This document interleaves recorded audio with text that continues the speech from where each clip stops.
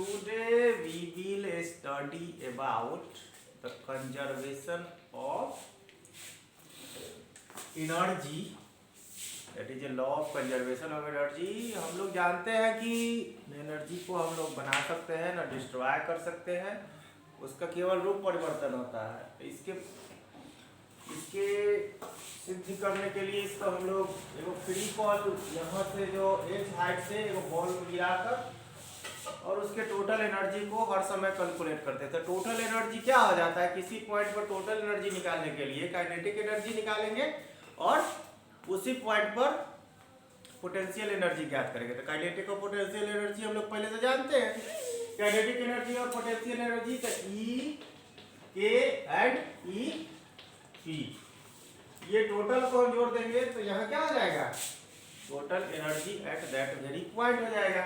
तो kinetic energy के लिए हम सूत्र है हाफ mv², इसका सूत्र है mgh।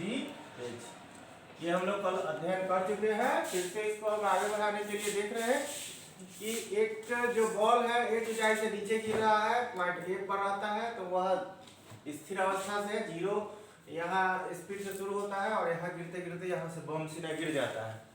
बम सीधा गिर जाता है तो यहाँ टोटल एनर्जी निकालेंगे पॉइंट ए पर, पॉइंट बी पर और पॉइंट सी पर। टोटल एनर्जी को देखेंगे कि अगर ये लॉ है तो यहाँ पर सही हो रहा है कि नहीं, एनर्जी सही हो रहा है। तो यहाँ पर हम लोग टोटल एनर्जी को निकाल कर देख रहे हैं। यहाँ पॉइंट ए पर हम लोग निकाल लेते हैं टोटल एनर्जी।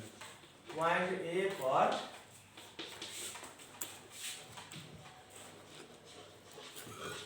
क्या हो जाएगा, ए पर पोटेंशियल एनर्जी, ए पर काइनेटिक एनर्जी। तो ए पर पोटेंशियल एनर्जी देखिए half mv² plus mgh।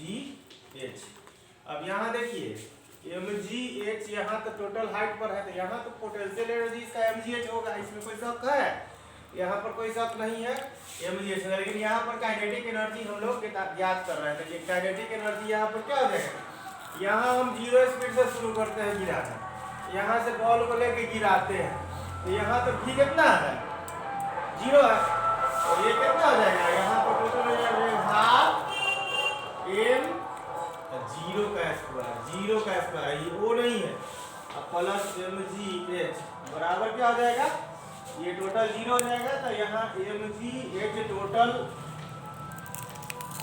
Energy हो गया एट पॉइंट ए। कोई दिक्कत है इसको समझने में तो बताइए। अब यही चीज हम लोग यहाँ पर बी पॉइंट पर टोटल एनर्जी निकाल रहे हैं। तो total energy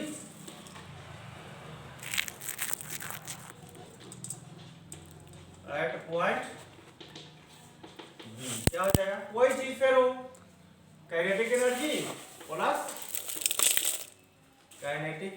plus potential energy at point B. समझ में आ रहा है। तो यहाँ क्या निकालेंगे, फिर वही हाफ mv² और प्लस mgh। देखिए यहाँ v² कितना हो जाएगा, हाफ mv²। तो पहले से हम v² के लिए सूत्र जानते हैं। v² जो गति का तृतीय लॉ है, तो यहाँ हो जाता है v² बराबर u² प्लस 2gh। जहाँ ग्रेविटेशनल एक्सेलरेशन की बात आ जाती है तो ये सूत्र लागू हो जाता है। तो इसी सूत्र को हम लोग यहाँ लगा देंगे तो हाफ हो जाएगा, m तो कुछ चेंज नहीं होता, v² के जगह पर u² प्लस 2gh आ जाएगा, अब प्लस mgh तो पहले से यहाँ का है ये। कोई दिक्कत है समझ में तो बोल दीजिएगा।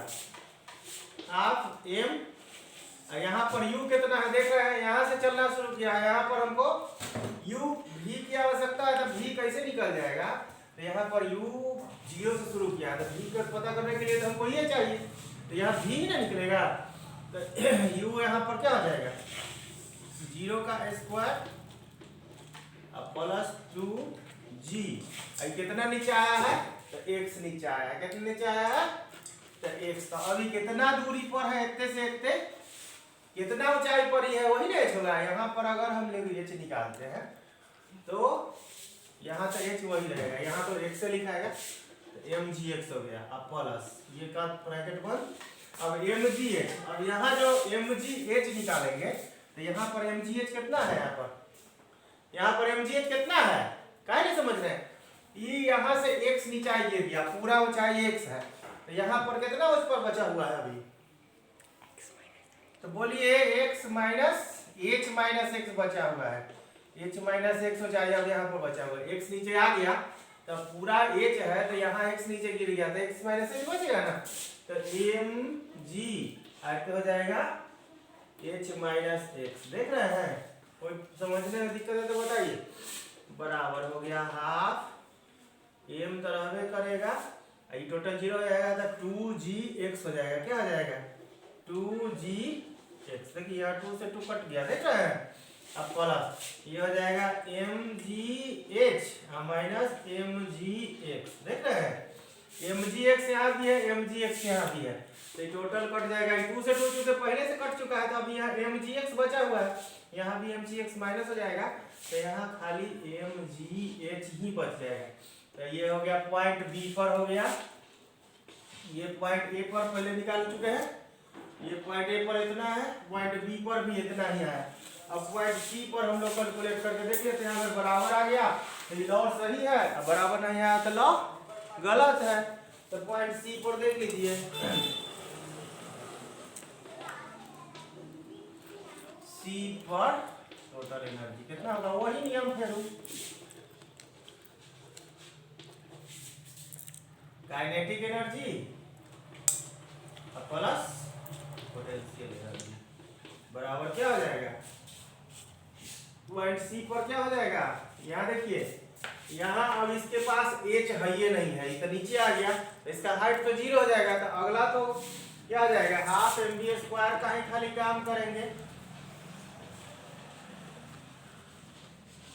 ये h 0 हो गया, अब mv² वाला फिर यही नियम लागू करेंगे। तो mv² बराबर u² प्लस 2gh, और चूंकि यहाँ से यहाँ तक का दूरी कवर किया है तो इसका क्या हो जाएगा, h के जगह पर h ही लिखाएगा। देख रहे हैं, हाफ mv² में क्या लिखा जाएगा, हो जाएगा हाफ m, अब v² में हो जाएगा जैसे का तैसे लिखा जाएगा u² प्लस 2gh हो जाएगा। अब प्लस mgh तो 0 हो जाएगा, mg h गुना 0 हो जाएगा। देख रहे हैं, समझ में आ रहा है, तो कोई दिक्कत नहीं है। यहाँ भी u 0 है तो हो जाएगा हाफ m0 प्लस 2gh। देख रहे हैं, ये तो 0 हो गया तो इसको नहीं लिखेंगे तो काम चल जाएगा। ये हो जाएगा हाफ पहला का में 0 से गुना करेंगे तो टोटल 0 हो जाएगा, दूसरे में इससे गुना करेंगे तो हाफ m इंटू 2gh। देख रहे हैं, 2 से 2 कट गया तो यहाँ भी h ही बच गया, पॉइंट सी हो गया। तो देख लीजिए, अब ए पॉइंट सी पर, पॉइंट बी पर और पॉइंट ए पर, यहाँ देख रहे हैं टोटल एनर्जी कितना आया, यहाँ भी mgh आया, यहाँ भी mgh आया, यहाँ भी mgh आया। तो ये लॉ सही हो गया कि नहीं हो गया, लॉ सही हो गया। अब इससे समझ में आ गया है कि ये कंजर्वेशन ऑफ एनर्जी सही है, और इसके लिए हम लोगों को ये मिल